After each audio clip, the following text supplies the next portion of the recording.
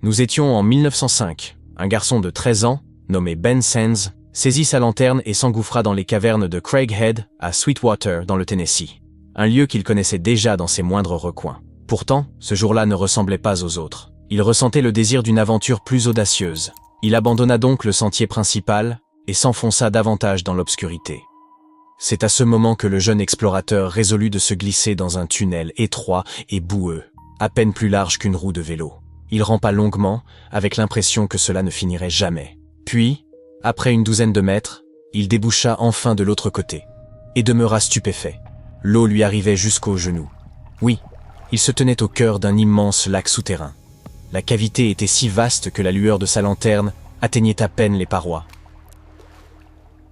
Il eut alors une idée. Il lança des mottes de boue dans les ténèbres, aussi loin que possible, afin d'éprouver le sol devant lui. En réponse, il n'entendit qu'une succession de ploufs. Partout, ce n'était que de l'eau. Ce que Ben venait de découvrir serait plus tard baptisé la mer perdue, aujourd'hui considéré comme le plus grand lac souterrain des États-Unis. Il s'agit également du deuxième plus vaste lac souterrain non glaciaire au monde. Le seul à le surpasser est le gouffre du souffle du dragon, dissimulé en Namibie. Le lac des cavernes de Craighead est si étendu et énigmatique qu'il n'a toujours pas été exploré dans son intégralité. Grâce à des équipements de pointe, des plongeurs ont identifié plus de 52 000 mètres carrés de salles inondées sous la surface. Toutefois, la portion visible de la mer perdue ne couvre qu'environ 16 000 mètres carrés. Un jour, un plongeur audacieux pénétra dans l'une des chambres submergées en tenant un dispositif à sonar. Ce type d'équipement fonctionne en émettant des impulsions sonores sous l'eau. Lorsque ces ondes rencontrent un obstacle, elles sont renvoyées en écho. L'appareil mesure alors le temps de retour du signal afin de déterminer la distance. Convaincu de pouvoir cartographier l'ensemble grâce au sonar, il n'en demeura pas moins prudent. Il longea le mur durant toute l'exploration, seule garantie de retrouver son chemin. Tandis qu'il effectuait des relevés dans toutes les directions, les résultats furent invariablement identiques. Rien d'autre que de l'eau. À ce jour, nul n'a découvert l'extrémité du lac. Cependant, les explorations ne sont pas terminées. Chaque expédition met au jour de nouvelles chambres, de nouveaux tunnels et de nouveaux mystères. Fait amusant. Les cavernes de Craighead étaient déjà un lieu bien connu bien avant que Ben ne tombe sur cette mer perdue. Au fil des années, cette grotte a connu des usages pour le moins insolites et quelque peu excentriques.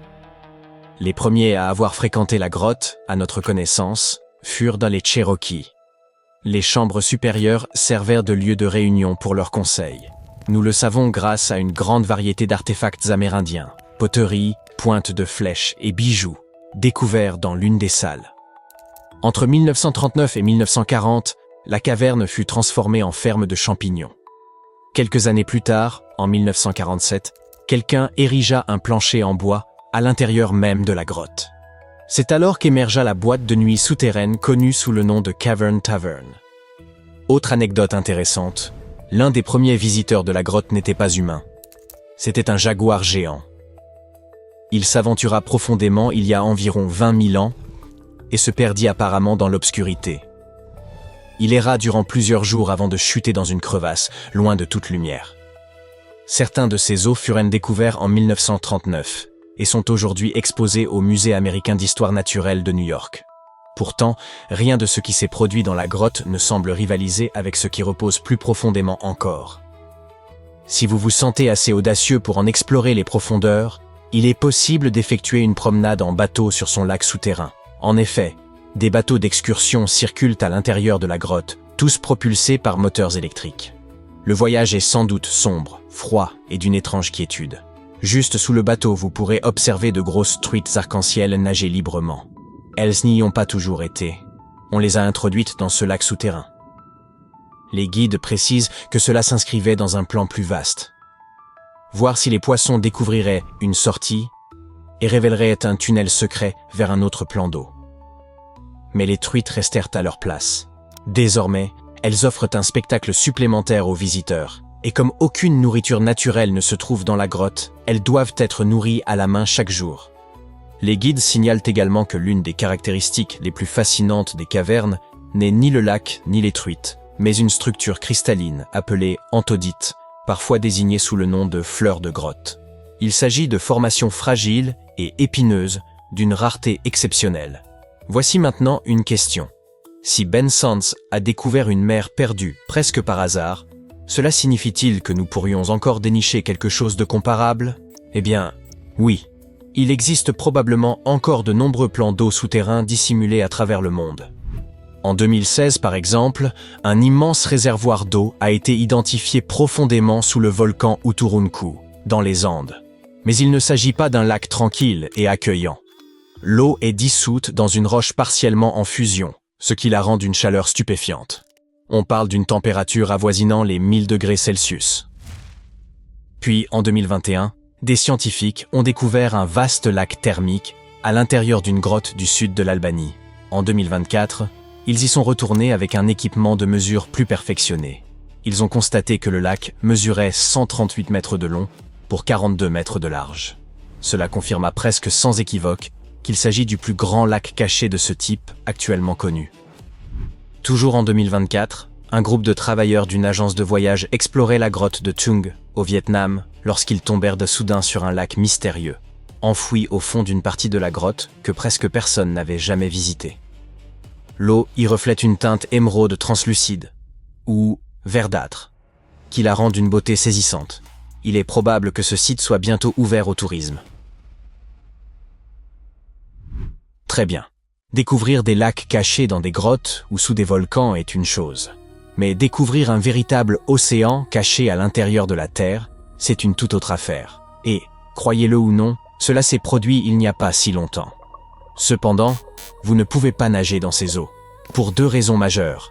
D'abord, il est enfoui à quelques 640 km sous la surface. Ensuite, l'eau n'existe pas sous forme liquide comme dans une mer ordinaire. Elle est prisonnière de roches solides. Cela paraît étrange, mais laissez-moi expliquer. En 2014, des chercheurs ont identifié de profondes poches de magma situées à environ 600 km sous l'Amérique du Nord. Et cela constitue un indice sérieux de la présence d'eau à cette profondeur. Mais en quoi? Là-bas, les scientifiques ont découvert un minéral nommé ringwoodite, qui ne se forme que sous des pressions extrêmement élevées, telles que celles régnant au sein du manteau terrestre. Dans la structure de la ringwoodite, ils ont trouvé de l'eau, non pas sous forme de flaques ou de mares, mais emprisonnée à l'intérieur du minéral lui-même. La ringwoodite agit comme une éponge, retenant l'eau au sein de sa structure cristalline. Et lorsque les chercheurs ont réalisé les calculs, ils ont compris quelque chose de stupéfiant. La quantité d'eau enfermée dans ce minéral pourrait être 3 fois supérieure à celle de tous les océans réunis sur Terre. Et c'est considérable. Non seulement par sa taille, mais l'importance de la découverte réside aussi dans le fait qu'elle pourrait confirmer une théorie vieille de plusieurs décennies, qu'un immense réservoir d'eau existe profondément sous la croûte terrestre. Les géologues estiment que ce réservoir profond joue un rôle essentiel dans le cycle de l'eau sur Terre. Il pourrait être à l'origine de l'activité volcanique, du déplacement des plaques tectoniques et même de l'apparition initiale de l'eau à la surface de la planète. Au lieu d'être arrivée via des comètes ou des astéroïdes, l'eau de la Terre pourrait avoir toujours été présente ici, s'échappant lentement depuis les profondeurs souterraines au fil de milliards d'années.